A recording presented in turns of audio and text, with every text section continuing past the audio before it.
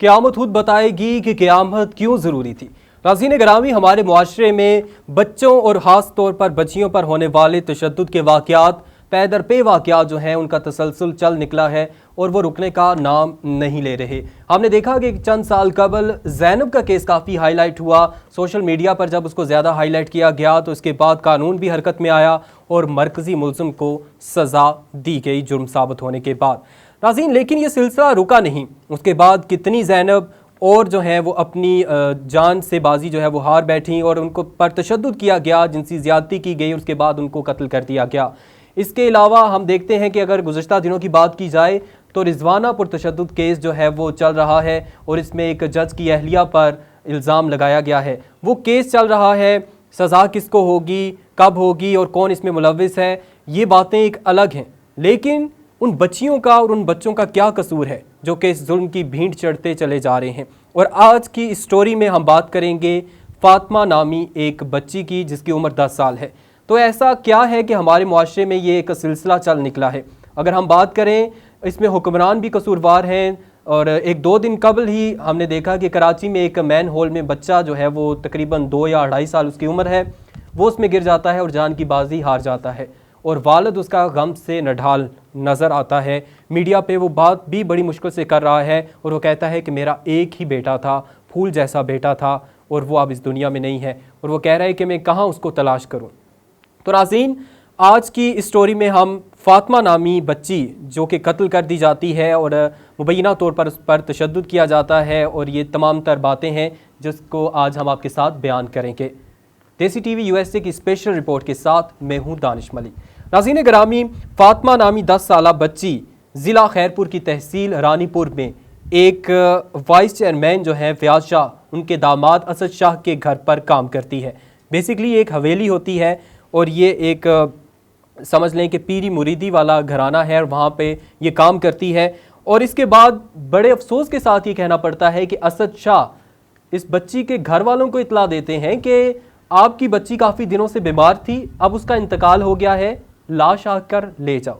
والدہ کی جانب سے کہا جاتا ہے کہ تشدد کے بعد جو ہے ہمیں پتہ چل گیا کہ بچی کا انتقال ہو گیا اور وہ لاش نہیں دے رہے تھے، لیکن بہرحال جو اسد شاہ کی جانب سے کہا گیا ہے کہ اطلاع دی گئی ہے کہ بچی کی لاش لے کے آؤ اور لے کر چلے جاؤ۔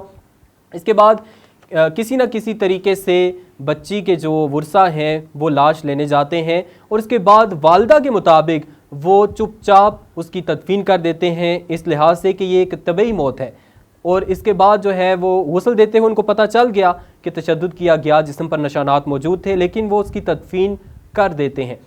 اور کہا یہ جا رہا ہے کہ بقول جو فاطمہ کی والدہ ہیں ان کے، کہ ان کی 2 یا 3 اور بچیاں بھی اسی جگہ پہ کام کر رہی ہیں، تو ہمیں ڈر تھا کہ کہیں ان کو بھی نقصان نہ پہنچایا جائے، اسی لیے وہ چپ چاپ لاش آ کر لے جاتے ہیں اور اس کی تدفین کر دیتے ہیں۔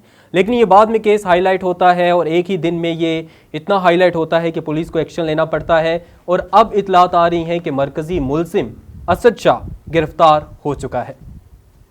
اور اس کے علاوہ آپ کو یہ بھی بتائیں کہ اس تمام تر جو اب تک کیس ہے، جو اب تک سمجھ آتا ہے، اس میں غربت بھی آڑے آتی ہے، اور یہ جو ہیں ورثہ فاطمہ کے وہ غریب گھرانے سے ہیں۔ اور آپ کو یہ بھی بتائیں کہ کہا جا رہا ہے کہ 8 سے 10 دن پہلے بچی کا جو والد ہے وہ بھی ملنے جاتا ہے اور بچی شکایت کرتی ہے کہ مجھ پہ ظلم کیا جاتا ہے اور تنخواہ بھی کم دی جاتی ہے، لیکن مجبور باپ کچھ بھی نہیں کر سکا۔ اب اس ٹائم کتنا ظلم یا کتنے تشدد اس پر کیا گیا تھا یہ کہنا ابھی اس پہ کچھ اطلاعات نہیں ہے، لیکن اس کے بعد 8-10 دن کے بعد یہ واقعہ پیش آ جاتا ہے اور اس کی لاش ملتی ہے۔ حیرت انگیز بات اور سب سے جو المناک بات یہ ہے، دردناک بات یہ ہے کہ ایک CCTV فوٹیج بھی منظر عام پر آتی ہے جس میں ایک بچی دیکھی جا سکتی ہے، اور مبینہ طور پر کہا جا رہا ہے کہ یہی فاطمہ ہے جو کہ فرش پر لیٹی ہوئی ہے، بے لباس ہے اور ایسی حالت میں ہے کہ لگتا ہے کہ شاید اسے نشہ آور کوئی چیز دی گئی ہے، اور بیڈ پر ایک شخص بھی موجود ہے، وہ لیٹا ہوا ہے، اور مبینہ طور پر کہا جا رہا ہے کہ وہ مرکزی ملزم اسد شاہ ہے۔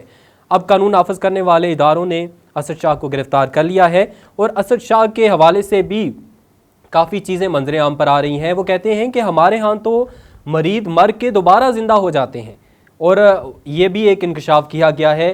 تو ناظرین گرامی، ہمارے معاشرے میں جہالت ہے، ہمارے معاشرے میں ایک ایسا سلسلہ چل نکلا ہے جس کا سدباب کرنا بہت ضروری ہے۔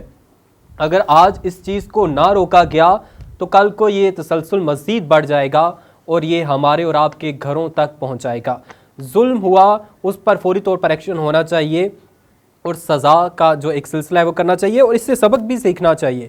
ہمیں اب دیکھنا یہ ہوگا کہ ریاست اس پہ کیا کرے گی۔ کیا ریاست نے اپنی ذمہ داری نبھائی؟